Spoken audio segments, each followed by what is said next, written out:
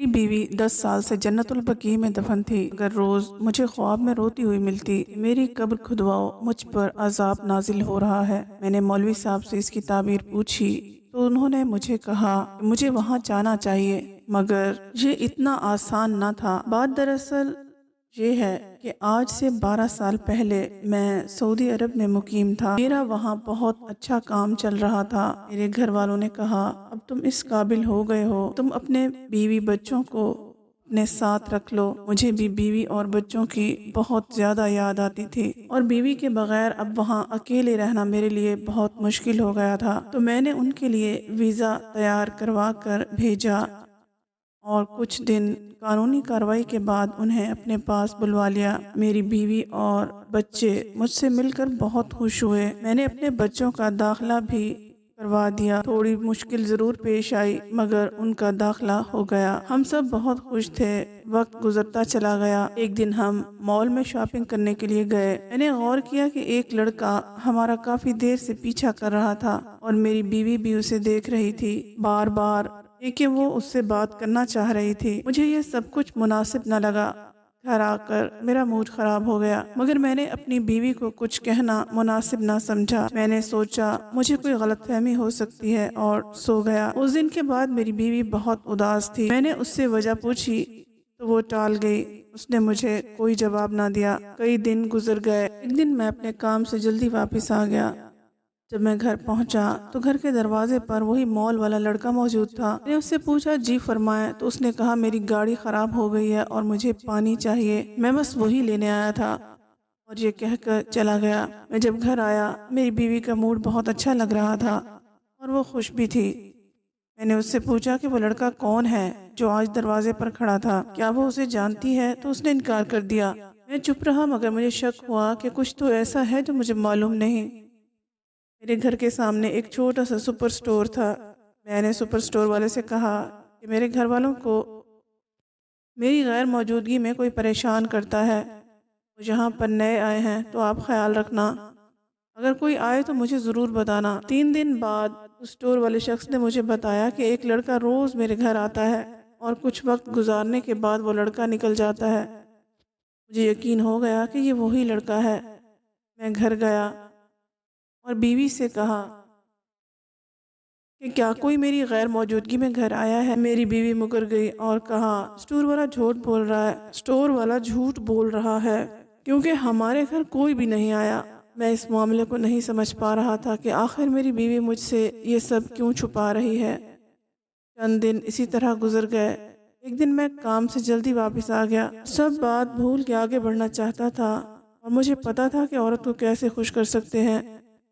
इसलिए वापसी पर मैं अपनी बीवी के लिए गिफ्ट लेकर गया। जब मैं घर पहुंचा तो वो लड़का घर से निकल रहा था। बच्चे सोए हुए थे और मेरी बीवी तैयार होकर बैठी थी। मैं कमरे में गया तो वहाँ पहले से फूलों का गुलदस्ता मौजूद था।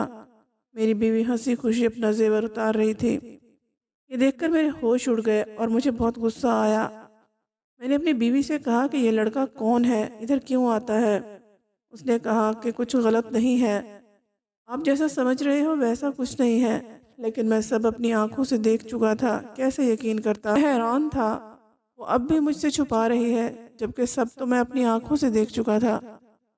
और वो कभी कभार नहीं, उस लड़के का मेरी गैर मौजूदगी में मेरे घर आना मामूल बन गया था। मैं बहुत गुस्से में था कि मेरे साथ इतना बड़ा धोखा हुआ है।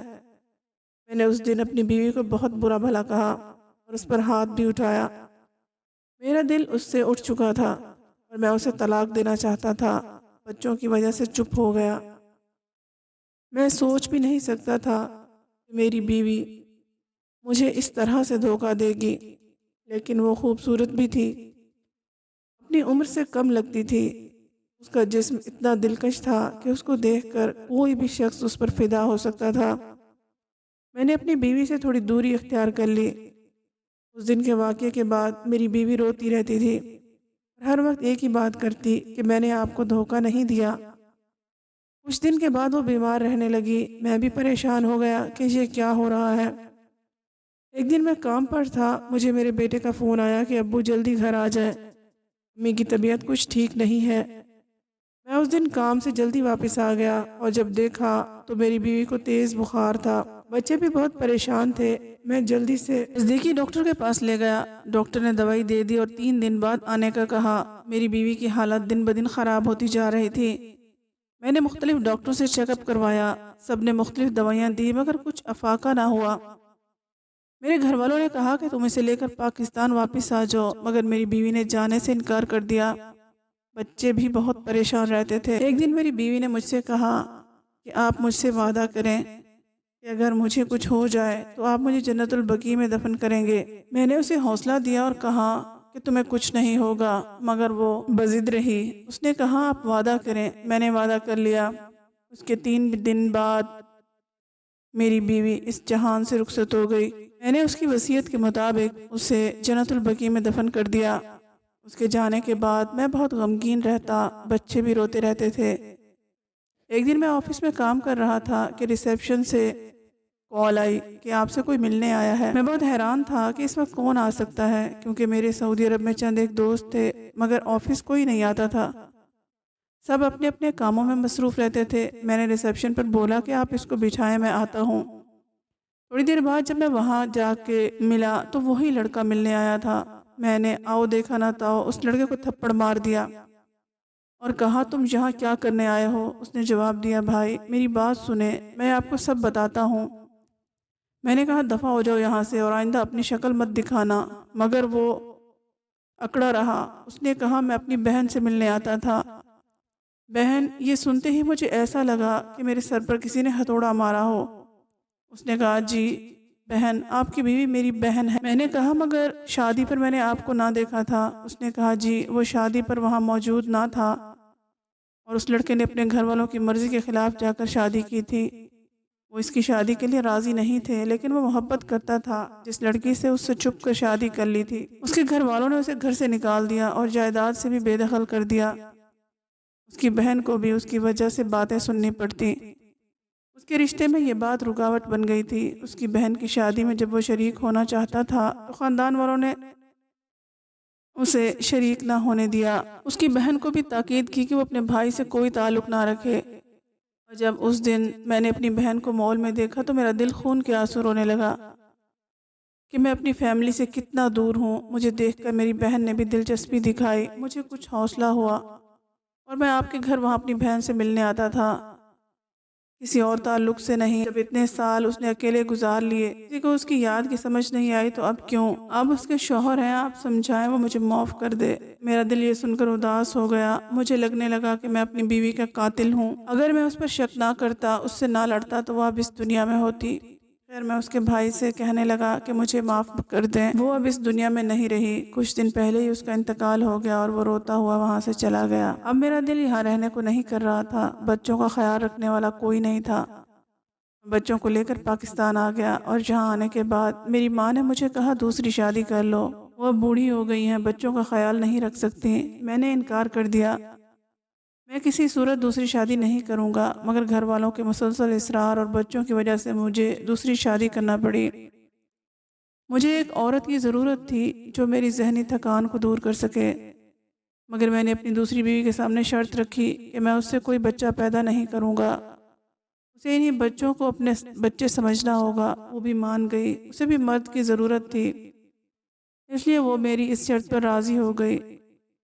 سب کچھ ٹھیک چل رہا تھا۔ ایک رات میری پہلی بیوی میرے خواب میں آئی اور کہنے لگی میری قبر کھدواؤ، مجھ پر عذاب نازل ہو رہا ہے۔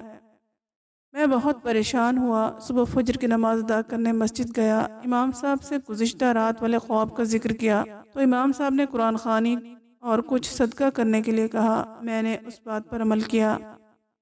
ابھی رات ہوئی، پھر سے وہی خواب آیا۔ میری بیوی روتی ہوئی مجھے خواب میں ملی اور وہی بات دہرائی۔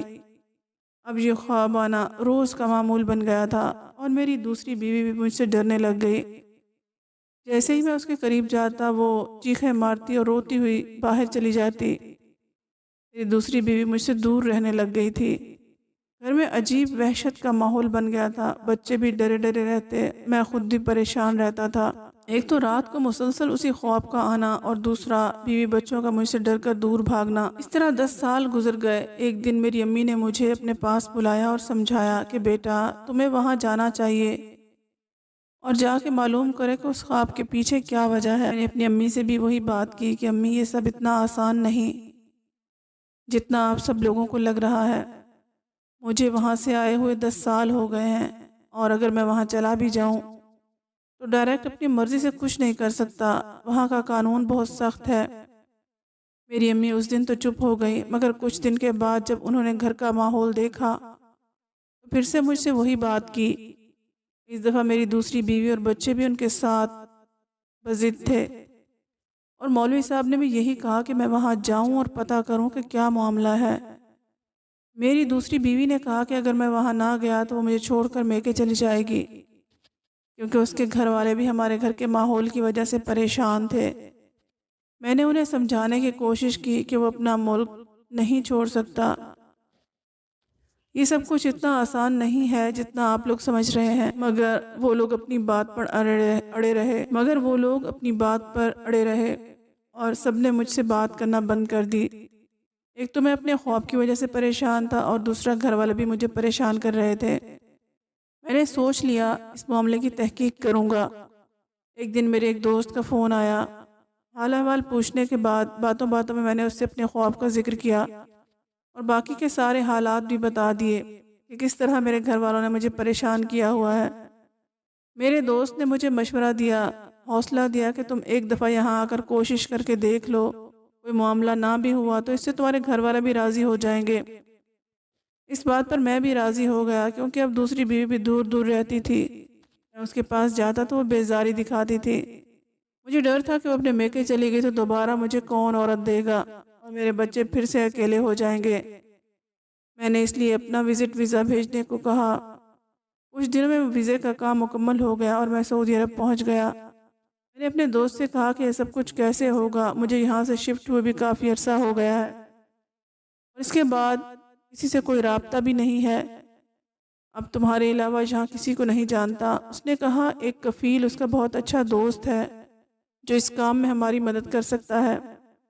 ہم اگلے ہی دن اس کفیل کے پاس پہنچ گئے، کیونکہ میں اس کام کو جلد از جلد سر انجام دینا چاہتا تھا۔ اس کفیل کو میں نے ساری بات بتائی، اس نے ہمیں بہت امید دلوائی کہ وہ ہماری مدد کرے گا، اس کام کی اجازت لے دے گا۔ کچھ اہم کارروائی کے بعد 2 دن بعد اس کا فون آیا اور ہمیں اجازت مل گئی۔ جمعہ کے روز چھٹی ہوتی ہے اور ہم سب گھر پر ہوں گے تو جمعہ کی نماز پڑھ کر آپ اپنی بیوی کی قبر کھدوا کر دیکھ سکتے ہیں کہ کیا معاملہ ہے۔ یہ سن کر مجھے کچھ سکون ملا۔ اب میں انتظار میں تھا کہ جمعہ کا دن آئے اور میں اصل ماجرا دیکھ سکوں۔ جمعہ کے دن میں نے جمعہ کی نماز ادا کی، میرا دوست اور کفیل بھی میرے ساتھ تھے۔ ہم جنت البقیع پہنچ گئے اور میں نے اپنی بیوی کی قبر کھدوانا شروع کر دی۔ جیسے ہی قبر کھدوائی تو یہ دیکھ کر میری روح فنا ہو گئی کہ اندر 2 لوگوں کی میت موجود تھی۔ ہم سب ڈر گئے، مگر ہم نے ہمت کی اور وہاں پر موجود کچھ لوگوں کی مدد لی اور ایک اور قبر تیار کروائی اور دونوں کو الگ الگ دفن کر دیا۔ مجھے سمجھ نہ آیا کہ یہ کیسے ہو سکتا ہے، ایک قبر میں 2 لوگ، جبکہ میں اپنی بیوی کو خود دفنا کر گیا تھا۔ خیر اس بات کی مجھے سمجھ نہ آئی، مگر اس خواب کی تعبیر ضرور سمجھ آ گئی کہ وہ خواب بے وجہ نہیں تھا، میری بیوی پر عذاب اس دوسری عورت کی وجہ سے تھا۔ خیر اس دن کے بعد مجھے وہ خواب دوبارہ نہیں آیا، مگر میں آج بھی جب وہ منظر سوچتا ہوں تو ڈر جاتا ہوں اور اللہ سے دعا کرتا ہوں کہ اللہ تمام مسلمانوں کی مغفرت فرمائے اور مجھ پر بھی رحم کرے۔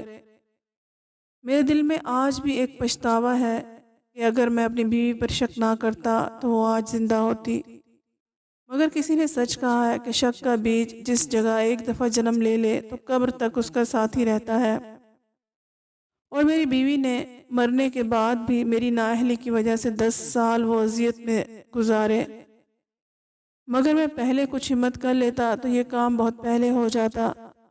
یہ کام سر انجام دینے کے بعد میں پاکستان واپس آ گیا، گھر میں سب کو معاملہ بتایا، جو مسئلہ تھا وہ حل ہو گیا ہے، اب سب راضی ہو گئے تھے۔ میری دوسری بیوی نے بھی مجھ سے دوری ختم کر دی تھی، گھر کا ماحول بہتر ہو گیا تھا۔ میں نے اپنی بیوی کے نام پر ایک اولڈ ایج ہوم کھولا تھا، کیونکہ میں نے سوچا کہ اب جتنی زندگی باقی بچی ہے اسے کسی اچھے کام میں گزارنا چاہتا تھا۔ جو میں نے پچھلے 10 سالوں میں برداشت کیا تھا وہ صرف میں ہی جانتا تھا۔